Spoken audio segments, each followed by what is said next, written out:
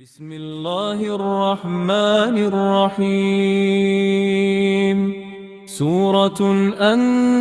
أنزلناها وفرضناها وأنزلنا فيها آيات بينات لعلكم تذكرون الزانية والزاني فاجلدوا كل واحد منهما 100 جلدة ولا تأخذكم بهما رأفة في دين الله إن كنتم تؤمنون بالله واليوم الآخر وليشهد عذابهما طائفة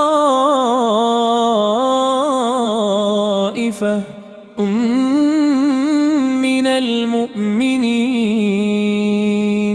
الزاني لا ينكح إلا زانية أو مشركة والزانية لا ينكحها إلا زان أو مشرك وحرم ذلك على المؤمنين إن الذين جاءوا بالإفك عصبة منكم لا تحسبوه شرا لكم بل هو خير لكم لكل امرئ منهم ما اكتسب من الإثم والذي تولى كبره منهم له عذاب عظيم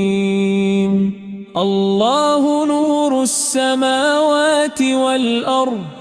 مثل نوره كمشكاة فيها مصباح المصباح في زجاجة الزجاجة كأنها كوكب دري يوقد من شجرة مباركة زيتونة لا شرقية ولا غربية يكاد زيتها يضيء ولو لم تمسسه نار نور على نور يهدي الله لنوره من يشاء ويضرب الله الأمثال للناس والله بكل شيء عليم في بيوت أذن الله أن ترفع ويذكر فيها اسمه يسبح له فيها بالغدو والآصال